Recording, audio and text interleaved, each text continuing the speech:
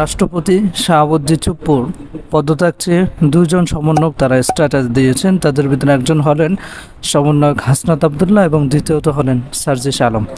এবং আমি খেয়াল করে দেখেছি যে উভয়ের স্ট্যাটাসের ধরন একই লেখা, একই স্ট্যাটাস। সো এই জায়গা থেকে আগে থেকেই বোঝা যায় যে সমন্বয়কদের আগে থেকেই এটা প্ল্যান করা ছিল। প্রথমে আমরা দেখব যে অ্যাকচুয়ালি তারা যে কারণে তার পদত্যাগ চেয়েছেন। এই শাহাবুদ্দিন চুপ্পু যখন ছাত্র জীবনে ছিল, যখন উনি রাষ্ট্রপতি হন নাই, এর আগে একটা বক্তব্য দিয়েছিলেন প্রধানমন্ত্রী শেখ হাসিনার সামনে। সেখানে শেখ মুজিবের কিছু কাহিনী বলেছেন, 1971-এর কিছু স্টোরি বলেছেন, এগুলো আর কি সাজিয়ে গুছিয়ে উনি সেখানে বলেছেন।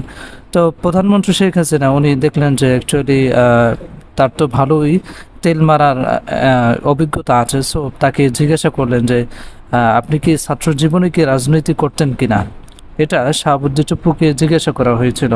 তখন শাহাবুদ্দিন চুপ্পু উনি বলেছেন, হ্যাঁ মাননীয় প্রধানমন্ত্রী, আমি ছাত্র জীবনে আমি ছাত্রলীগ করতাম। সো এটা বলার পরে ওনার সাথে বেশ তার একটা সম্পর্ক হয়।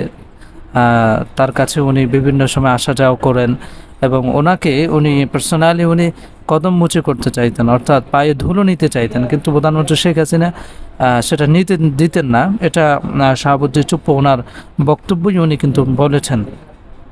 এরপরে বড় কথা হলো যে প্রধানমন্ত্রী শেখ হাসিনার আমলেই কিন্তু এই রাষ্ট্রপতি উনি কিন্তু নিয়োগ পেয়েছেন। সো আপনারা জানেন যে প্রত্যেকটা জায়গায় শেখ হাসিনা এমন এমন লোক বসিয়েছেন যাতে তার রাজ্যের জন্য বা তার ক্ষমতার জন্য কোনো ধরনের হুমকি যেন না হয়। এজন্য মেধাবীদেরকে স্থান না দিয়ে শুধুমাত্র কোটার যে বিষয়টা, তার আস্থাভাজন যারা, তাদেরকে কিন্তু সেখানে ঢুকিয়েছেন।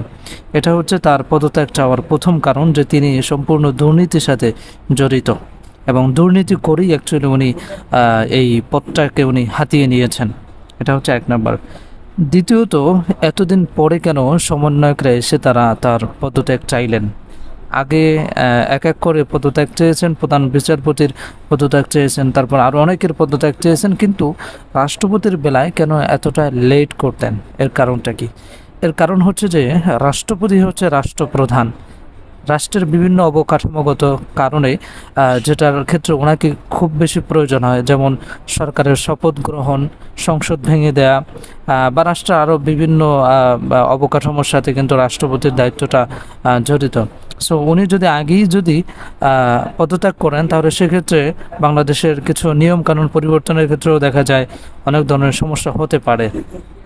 সো তাকে দিয়ে সবগুলো কাজ মোটামুটি করিয়ে নেওয়া হয়েছে। এখন তার পদত্যাগ চাইলেও কোনো সমস্যা হবে না। এটাই আমি মনে করছি যে এতদিন পরে তাদের পদত্যাগ চাওয়ার কারণ। 3 নম্বর বিষয়, যে রাষ্ট্রপতি যিনি আছেন ওনার যদি উনি সসম্মানে যদি উনি পদত্যাগ করেন, তাহলে ওনার কোনো সমস্যা হবে না। যেমন আওয়ামী লীগের যে সমস্ত লোকরা ক্ষমতাসীন ছিল, তাদের যখন ক্ষমতাটা চলে গেল, তখন তাদের পার্সোনালি বাংলাদেশ ত্যাগ করতে হয়েছিল তাদের দুর্নীতির কারণে।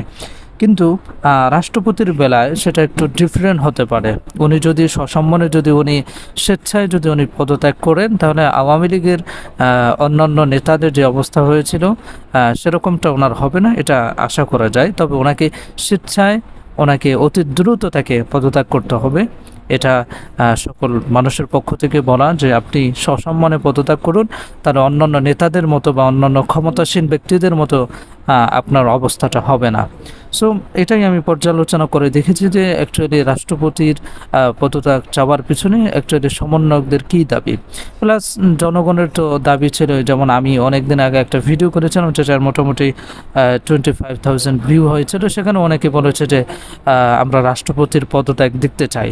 সো এটা শুধুমাত্র সমন্বয়কদের চাওয়া না, বরং পুরো বাংলাদেশের ম্যাক্সিমাম মানুষদের চাওয়া হচ্ছে যেন আওয়ামী লীগের সময় নিয়োগ পাওয়া এই রাষ্ট্রপতি কোনোভাবেই রাষ্ট্রের গুরুত্বপূর্ণ পদে যেন না থাকে।